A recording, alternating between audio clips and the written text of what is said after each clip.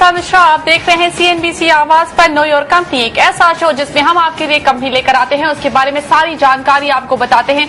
वो कितना मुनाफा कमाती है, कहां कारोबार करती है, आगे के ग्रोथ टारगेट्स कैसे हैं, और साथ ही आपको ये भी बताते हैं कि अगर आप उस कंपनी में निवेश करते हैं तो वो कितना सुरक्षित रह सकता है।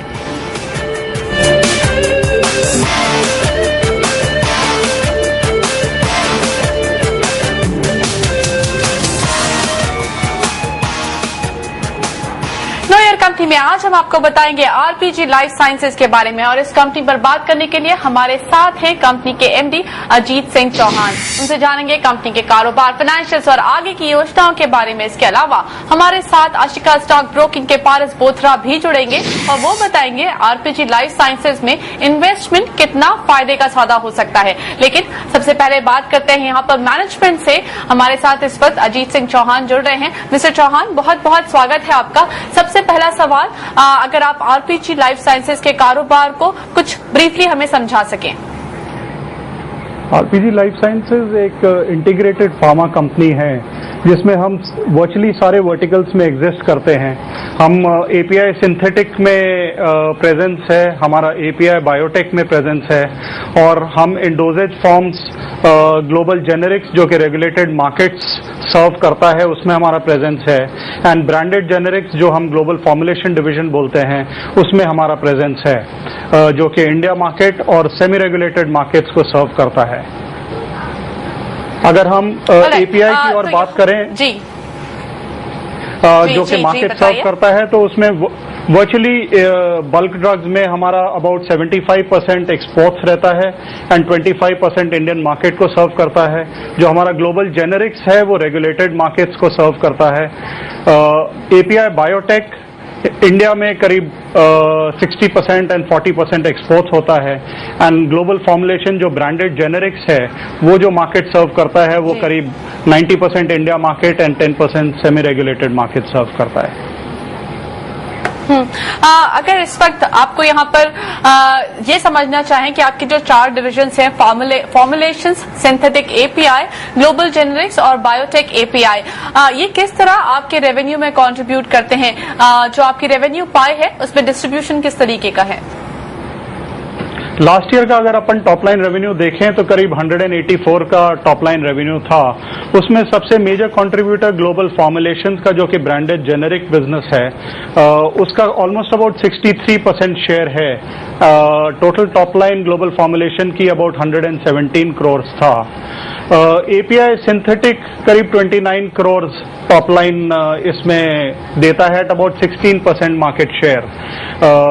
API अगर अपन बायोटेक देखें तो करीब उसमें 21.5 करोड़, रफली एट अबाउट 12% मार्केट शेयर होता है, एंड ग्लोबल जेनेरिक्स करीब 17% का टॉप लाइन पे करीब 9% का मार्केट शेयर होता है। तो रफली ये डिस्ट्रीब्यूशन है इन 4 वर्टिकल्स का।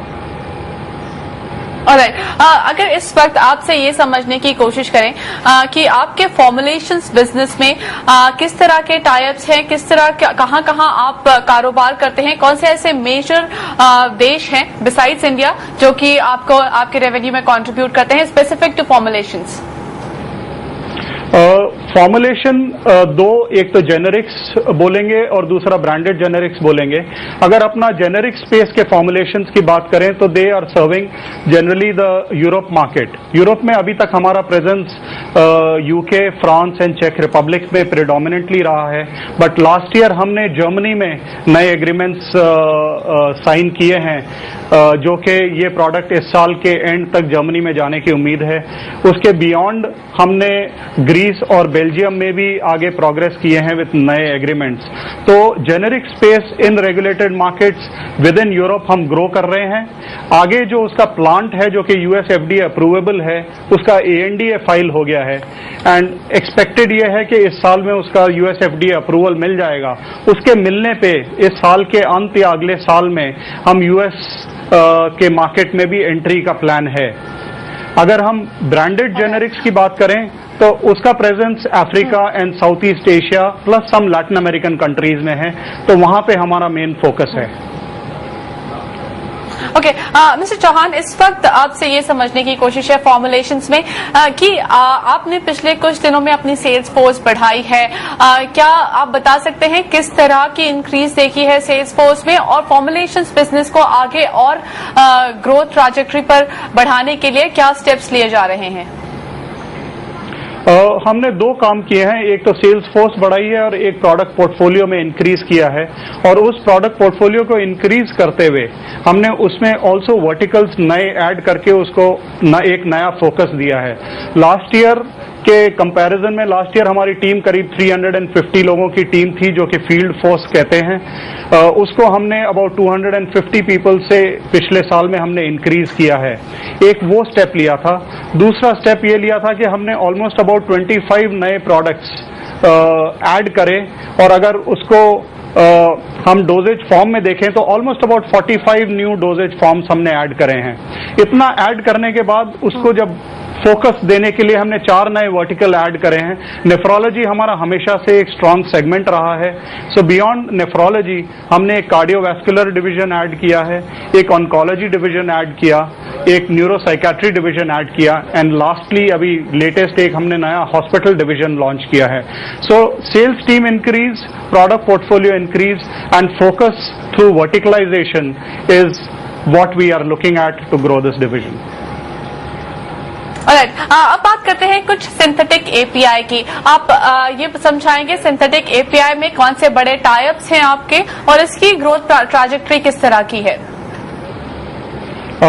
लास्ट ईयर एपीआई सिंथेटिक ने बहुत ही अच्छा ग्रोथ, ऑलमोस्ट 46% का टॉप लाइन ग्रोथ किया है।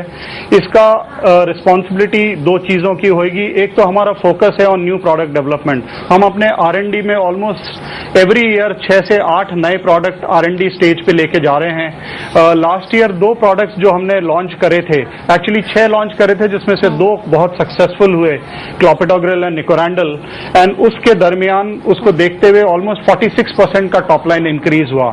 हमने एक बहुत बड़ा टाइप भी पोलफार्मा करके कंपनी है, जो कि चेक रिपब्लिक की लार्जेस्ट कंपनी है ऑफ $1 बिलियन, उनके साथ किया है।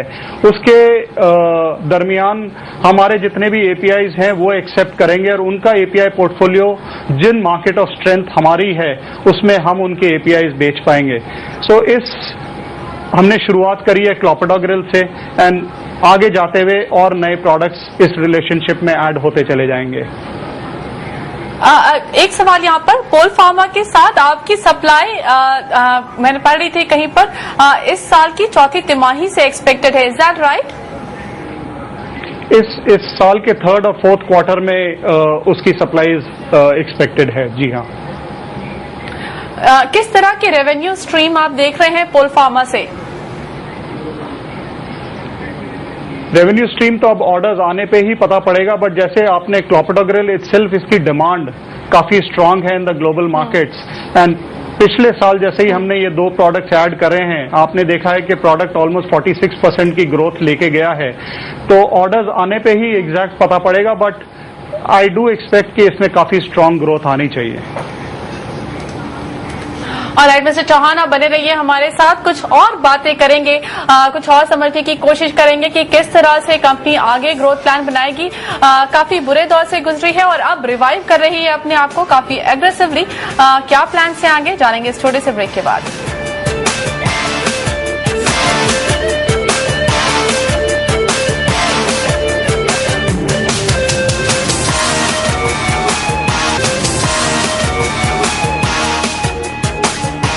आप देख रहे हैं नो योर कंपनी, और आज हमारे रेडार पर है आरपीजी लाइफ साइंसेज कंपनी के एमडी अजीत सिंह चौहान बने हुए हैं हमारे साथ। मिस्टर चौहान, पिछले साल आपके प्रोडक्ट लॉन्चेस काफी ज्यादा एक्टिव थे, अराउंड 37 प्रोडक्ट्स आपने FY11 में लॉन्च किए। इस साल के लिए क्या प्लान्स हैं?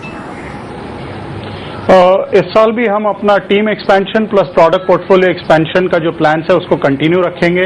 इस time about 25 products global formulation में लॉन्च करने का प्लान बनाया है हमने। ग्लोबल जेनेरिक्स में एक बड़ा प्रोडक्ट लॉन्च करने का towards the 3rd quarter 4th quarter plan है, और एपीआई सिंथेटिक में अगर अपन देखेंगे तो करीब 4 प्रोडक्ट्स इस साल हम नए लॉन्च करने का प्लान है। सो अग्रेसिव स्ट्रैटेजी प्रोडक्ट लॉन्च की हम इस साल कंटिन्यू करेंगे। राइट, इस साल भी एक एग्रेसिव स्ट्रैटेजी होगी, लेकिन इसके साथ साथ एक और प्रोडक्ट जो आपने लॉन्च किया कीटानोलॉग, उसका मार्केट रिस्पांस किस तरह का रहा है और फ्रेजनियस काबी से किस तरह के ऑर्डर्स मिल रहे हैं इस पर्टिकुलर प्रोडक्ट के लिए? इस प्रोडक्ट का रिस्पांस बहुत ही अच्छा आया है। हम लोग एज आई सेड कि नेफ्रोलॉजी में हमेशा हमारी एक स्ट्रेंथ रही है, बट इन नेफ्रोलॉजी हमारा प्रेजेंस था जो कि एक इम्यूनोसप्रेसेंट रेंज में था, जो कि किडनी रिप्लेसमेंट के बाद आता था। हमने इस साल, पिछले साल उसको पीछे की तरफ एक्सपैंड करके डायलिसिस रेंज में एंट्री करी है, और ये जो अल्फालॉग जो हमारा ब्रांड नेम है, मेडिसिनल ग्रेड कीटानोलॉग, ये एक सिंप्लीफाइड अमीनो एसिड्स हैं जो प्रोडक्ट जो chronic kidney disease patient phase 1 और फेज 2 में आते हैं उनको देने पे डायलिसिस डिले हो सकता है ऑलमोस्ट बाय 2 से 3 साल। तो इस प्रोडक्ट का रिस्पांस बहुत ही अच्छा आया है एंड इसकी डिमांड काफी स्ट्रांग है। फ्रेजनियस काबी से काफी एक बड़ा ऑर्डर एक्सपेक्टेड है आपके इस फील्ड में, क्या ऑलरेडी ऑर्डर आ चुका है? किस तरह की रिलेशनशिप है आपकी फ्रेजनियस काबी को के साथ इस पर्टिकुलर ड्रग के लिए? नहीं, फ्रेजनियस काबी ये वाला प्रोडक्ट को इंपोर्ट करके इंडिया में बेच रहे हैं। वो सबसे पहले इस प्रोडक्ट को लाए थे। आरपीजी लाइफ साइंसेज ने इस प्रोडक्ट को इंडिया में सबसे पहले बनाया है, और ये काफी कॉम्प्लेक्स अमीनो एसिड्स का प्रोडक्ट है, और ये हमारी एक R&D अचीवमेंट है जो कि हम डायरेक्टली मार्केट में बेच रहे हैं। Alright, that brings me to the question, fermentation business की अगर आपकी बात करें, काफी अप्स एंड डाउन्स देखे हैं इस बिजनेस ने, अब क्या स्टेटस है वहां पर, क्या किस तरह की ग्रोथ देख रहे हैं आप? फर्मेंटेशन में हमारा एक निश मार्केट ऑफ ऑन्कोलॉजी में स्पेशल फोकस है। जो डोनोरूबिसिन जो बेस मटेरियल है, जिससे हम डॉक्सोरूबिसिन एंड एपिरूबिसिन 2 प्रोडक्ट्स बना के मार्केट में बेच रहे हैं, हम लोग ग्लोबली टॉप 5 में डोनोरूबिसिन के मैन्युफैक्चरर टॉप 5 में आते हैं। एकदम निश प्रोडक्ट्स है ऑन्कोलॉजी का। पिछले सालों में थोड़ा सा यील्ड कम होने के हिसाब से हम लोग का सेल्स थोड़ा कम रहा है। अब हमने पिछले साल काफी उस पर फोकस करके यील्ड वगैरह को कंप्लीटली कंट्रोल कर लिया है। हालांकि इसमें प्रोडक्ट्स में ऑब्वियसली कंपटीशन काफी बढ़ गया है, जिसके हिसाब से ज्यादा प्रोडक्शन करने पे भी रेवेन्यूज काफी फ्लैट या थोड़े से डीग्रो पिछले साल में हुए हैं and margins are under pressure. इसका फ्यूचर यही है कि हम एक तो और एडिशनल फर्मेंटेशन प्रोडक्ट्स पे काम कर रहे हैं जो कि फ्यूचर में आना चाहिए, एंड सेकेंडली ये करंटली इंडिया और लैटिन अमेरिकन मार्केट्स को सर्व करता है। इस साल हमारा एफर्ट्स ये हैं कि इस वाले प्रोडक्ट्स को हम अपनी फैसिलिटी को अपग्रेड करके एंड यूरोपियन यूनियन की तरफ ले जाएं, जिससे कि फिर इन द फ्यूचर इसके मार्केट शेयर आगे बढ़ के और इसके रेवेन्यूज ग्रो हो सकें। ओके, तो यहाँ पर कोशिश है कि फर्मेंटेशन बिजनेस का कारोबार और आगे बढ़ाया जाए, लेकिन R&D पर अगर बात करें, आपका फोकस लगातार R&D पर रहता है। इस साल कितना इन्वेस्टमेंट कर रहे हैं आप R&D में? R&D में हम इस साल एक कंप्लीट नई फैसिलिटी बनाने का हमने प्लान किया है। उसमें करीब 8 से 10 करोड़ का नया कैपेक्स आएगा, एंड रेगुलर रूटीन जो प्रोडक्ट डेवलपमेंट में इन्वेस्टमेंट्स होते हैं वो ऑन एन एवरेज हर एक साल करीब 5 से 8 करोड़ के बीच में फर्दर इन्वेस्टमेंट्स रहते हैं। तो R&D हम चारों तरफ हर एक वर्टिकल में, API में, फॉर्मुलेशंस में, जेनेरिक्स में, as well as fermentation products में, चारों तरफ हमने अपना फोकस R&D पे काफी स्ट्रांगली रखा है। हाँ, डेफिनेटली आपका काफी स्ट्रांग फोकस है, लेकिन अगर आप हमें ये आइडिया दे सके किस तरह के इन्वेस्टमेंट प्लान है, किस तरह की फाइलिंग्स का प्लान है आपका? इस साल इन्वेस्टमेंट प्लान में हमारा कंप्लीट टोटल कैपेक्स करीब 30 to 35 करोड़ का प्लान है, जिसमें मैंने एक नया R&D सेंटर भी करीब 10 करोड़ के करीब का आपको बताया। एक हम नया सॉफ्ट जेल फैसिलिटी डालने का प्लान है जो कि करीब 4-5 करोड़ का है। कई प्रोडक्ट्स में जैसे कैपेसिटी रैंप अप करने के भी प्लान्स हैं, सो वो एक तीसरा फेज है, एंड कुछ इन्वेस्टमेंट्स हमारे नए प्रोडक्ट डेवलपमेंट्स में हैं। सो ये कुल मिला के करीब इस साल करीब 30 से 35 करोड़ का कैपेक्स हम लोग का होना चाहिए। साथ में अगर फाइलिंग्स की बात करें तो वहां पर भी अगर आप हमें अपडेट्स दे सकें, किस तरह की फाइलिंग्स हैं फिलहाल, क्या पाइपलाइन नजर आ रही है फाइलिंग के टर्म्स में? एपीआई की अगर मैं बात करूं तो हमारी फाइलिंग्स कंटिन्यूसली चल रही है। एज आई सेड 6 से 8 नए प्रोडक्ट हम हर साल लाने की कोशिश कर रहे हैं। सो इस साल भी अगर एपीआई सिंथेटिक की बात करें तो करीब 6 से 8 नई फाइलिंग्स होनी चाहिए। जेनेरिक्स का अगर मैं आपको बताऊं तो इस साल एक नया प्रोडक्ट जिस पे हम काम कर रहे हैं उसकी फाइलिंग होनी चाहिए। अपने जो फर्मेंटेशन प्रोडक्ट हैं, एज आई सेड आज की तारीख में इंडिया एंड लैटिन अमेरिका में हैं, उनकी फाइलिंग इन यूरोप इस साल दोनों डॉक्सिरूबिसिन एज वेल एज एपिरूबिसिन की इस साल हम फाइलिंग लेके जाएंगे। And semi regulated markets for branded generics almost about 30 से 40 filings right across the world in semi regulated markets 30 से 40 फाइलिंग्स इस साल होनी चाहिए। एक आखिरी सवाल आपसे क्विक, आपके पास करीब 4.5 एकड़ जमीन है नवी मुंबई में, उसका क्या प्लान है? क्या आप प्लान डेवलपमेंट करने की योजना बना रहे हैं या फिर उसको हाईवे ऑफ करेंगे? क्या योजना है वहां पर? वो लैंड हमारे पास है बट उसके लिए अभी हमने कोई ऐसा स्पेसिफिक प्लान या तो डेवलपमेंट का या हाईवे ऑफ करने का नहीं किया है। ऑप्शंस दोनों हैं हमारे पास, but at the right time उस ऑप्शन को हम लोग कंसिडर करेंगे। अभी कोई एक्टिव प्रपोजल उस पर नहीं है। ऑलराइट मिस्टर चौहान, बहुत बहुत धन्यवाद ये सारी जानकारी हमें देने के लिए। तो अजीत सिंह चौहान हमें बताते हुए कि फिलहाल लैंड पर तो डिसीजन नहीं लिया है, लेकिन सारे जो सेगमेंट्स हैं उनमें काफी एग्रेसिवली वो अपने प्रोडक्ट्स को बढ़ाने की योजना बना रहे हैं। वर्कफोर्स बढ़ाया है उन्होंने और साथ में नए प्रोडक्ट लॉन्चेस पर उनकी लगातार नजर है। इस साल भी एक अच्छी खासी पाइपलाइन है नए प्रोडक्ट्स लॉन्चेस की। इन सब के बीच राय क्या बनती है आरपीजी लाइफ साइंसेज पर, जानेंगे आशिका स्टॉक ब्रोकिंग के पारस बोथरा से इस छोटे से ब्रेक के बाद।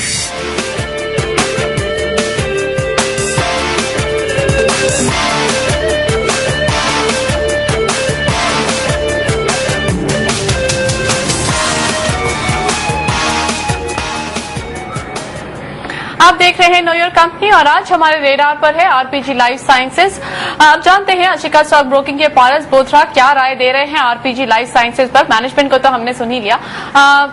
पारस, क्या राय है आपकी? भी मैनेजमेंट को सुना, क्या लगता है क्या करना चाहिए स्टॉक में?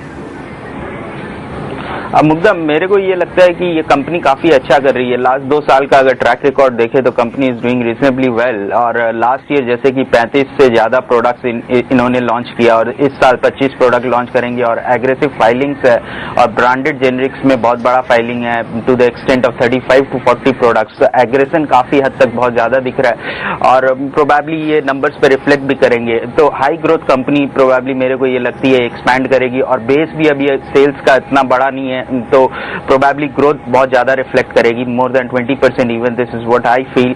और ब्रांडेड जेनरिक्स में थोड़ा एक्सपोजर ज्यादा होने के कारण मेरे ख्याल से मार्जिन्स भी अच्छे रहेंगे, जिसके कारण आप देख सकते हैं कि रिटर्न रेशियोज भी, return on equity, return on capital employed भी 18-19% का रजिस्टर कर रही है। तो ऑल इन ऑल और मोस्ट इंपॉर्टेंटली ये सारे सेगमेंट्स को जो कैटर कर रही है और नए सेगमेंट्स में घुस रही है, rather than into concentrating into nephrology, this company is getting into other segments like cardiovascular, फिर psychiatric, neuropsychiatric and oncology, वो सब काफी ग्रोथ पोटेंशियल है सब में। और generic business as a whole अगर ढंग से किया जाए और प्रोडक्ट्स लॉन्च किए जाए एग्रेसिवली तो मेरे हिसाब से ये कंपनी काफी अच्छा ग्रोथ रजिस्टर कर सकती है। और instead of acquiring companies, alliances जो कर रही है, that is also going to be very positive. So overall मैं ये मानता हूं कि 10 रुपया का, 9.5 से 10 रुपया का ईपीएस ये नेक्स्ट ईयर इस साल पोस्ट करेगी, तो 95 से 100 रुपया का target can easily be expected for this stock in A 1 year time frame और एक्यूमुलेट करना चाहिए इस प्राइस पे स्टॉक को। ऑलराइट पारस, बहुत बहुत धन्यवाद अपनी राय हमारे साथ शेयर करने के लिए। तो एक्यूमुलेट करने की सलाह है, यानी कि अगर मौका मिले तो खरीदारी करें। 100 रुपए के आसपास का टारगेट रखा है उन्होंने अगले 1 साल में। नो ईयर कंपनी में आज के लिए इतना ही, हमें दीजिए इजाजत, लेकिन आप रहिए सीएनबीसी आवाज के साथ। ब्रेक के बाद लेकर आ रहे हैं आखिरी सौदा।